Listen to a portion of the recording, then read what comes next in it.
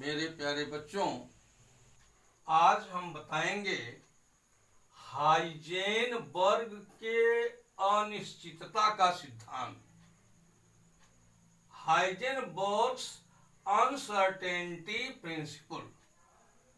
Heisenberg एक German का भौतिक शास्त्री था, यानी फिजिसिस्ट था। इसने सन 1927 ईस्वी में इस सिद्धांत को दिया था। हाइजेनबर्ग के अनिश्चितता सिद्धांत के अनुसार किसी गतिशील सूक्ष्म कण, माइक्रोस्कोपिक पार्टिकल जैसे इलेक्ट्रॉन, प्रोटॉन, न्यूट्रॉन की स्थिति एवं उसके संवेग या वेग दोनों का एक साथ सही निर्धारण संभव नहीं है। हाइजेनबर्ग के अनिश्चितता सिद्धांत के गणितीय रूप निम्नलिखित हैं। Delta x into delta p is greater और equal to h upon 4 pi. Equation number first. Delta x into delta v greater और equal h upon 4 pi m. Equation number second. Delta e into delta t greater और equal h upon 4 pi. Equation number third. इसमें delta x क्या है? Delta x है स्थिति में अनिश्चितता, uncertainty इन position. अनिश्चितता को त्रुटि भी कहा जाता है। इसको त्रुटि, इरर भी हम कह सकते हैं। डेल्टा पी क्या है? संवेग में अनिश्चितता, uncertainty in momentum. Delta we क्या है? वेग में अनिश्चितता, अनसर्टेनिटी इन वेलोसिटी। और डेल्टा ई क्या है? ऊर्जा में अनिश्चितता, अनसर्टेनिटी इन एनर्जी। और डेल्टा टी बराबर क्या है? समय में अनिश्चितता, अनसर्टेनिटी इन टाइम। तो बच्चों, ये जो समीकरण है, समीकरण नंबर से 2 ले लें।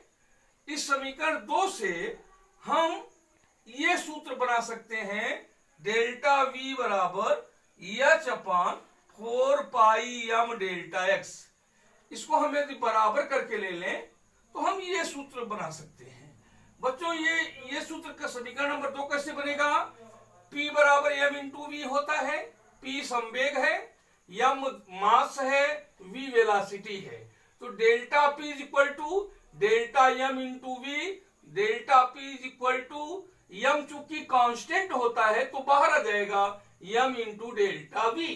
तो डेल्टा P के स्थान पर यहां पर यदि हम m इंटू डेल्टा वी रख दें, यहां m इंटू डेल्टा वी, तो हमको ये m नीचे यहां ले आएंगे और यहां इक्वल करेंगे तो हमको अंत में ये एक सूत्र मिलता है, ये समीकरण मिलता है, डेल्टा वी बराबर H upon 4 pi M delta x. समीकरण नंबर 4। बच्चों, इलेक्ट्रॉन नाभिक में नहीं रह सकता है, नाभिक में नहीं रहता। जैसे तुम जानते हो, ये मान लो एटम है, परमाणु है, गोलाकार होता है और इसका एक सेंटर जो होता है जिसको नाभिक कहते हैं, न्यूक्लियस, ये भी स्फेरिकल होता है, गोलाकार होता है। नाभिक में प्रोटॉन और न्यूट्रॉन रहते हैं तो इलेक्ट्रॉन नहीं रहते हैं। लेकिन इलेक्ट्रॉन नहीं रहते हैं तो इसको हमको सिद्ध करके दिखाना है। तो इस नाभिक का जो डायमीटर है, व्यास, ये 10⁻15 मीटर होता है। तो इस यदि हम थोड़ी देर के लिए मान लेते हैं कि इलेक्ट्रॉन हमारे नाभिक के अंदर है, तो डेल्टा एक्स बराबर हो जाएगा 10⁻15 मीटर। एच प्लांक स्थिरांक है, इसका मान 6.6 गुणे 10⁻34 जूल गुणे सेकेंड होता है। यम इलेक्ट्रॉन का द्रव्यमान है, यम बराबर 9.1 गुणे 10⁻31 किलोग्राम। पाई अचर राशि है, इसका मान 3.14। यदि हम समीकरण 4 में h पाई यम डेल्टा x का मान रखें तो डेल्टा v बराबर आएगा 6.6 गुणे 10⁻34 अपान 4 गुणे 3.14 गुणे 9.1 गुणे 10⁻31 गुणे 10⁻15। यहाँ हल करने पर डेल्टा v बराबर आएगा 5.79 गुणे 10⁻10 मीटर प्रति सेकेंड। जबकि प्रकाश की चाल कितनी होती है 3 गुणे 10⁻8 मीटर प्रति सेकेंड। और यहाँ डेल्टा v जो है 10⁻10 है। डेल्टा v का मान प्रकाश की चाल से अधिक है। ऐसा हो नहीं सकता। किसी भी पिंड की चाल प्रकाश के चाल से अधिक नहीं हो सकता। इसलिए जब ये नहीं हो सकता तो इसका मतलब हुआ कि इलेक्ट्रॉन जो है वो नाभिक में नहीं रहता है। हाइजेनबर्ग के अनिश्चितता सिद्धांत का पालन न तो बोर का परमाणु मॉडल करता है और न तो सोमरफील्ड का परमाणु मॉडल इस सिद्धांत का पालन करता है। यह सिद्धांत केवल सूक्ष्म कणों इलेक्ट्रॉन प्रोटॉन न्यूट्रॉन के लिए ही लागू होता है। ये बड़े कणों बड़े पिंडों भारी वस्तुओं पर लागू नहीं होता है।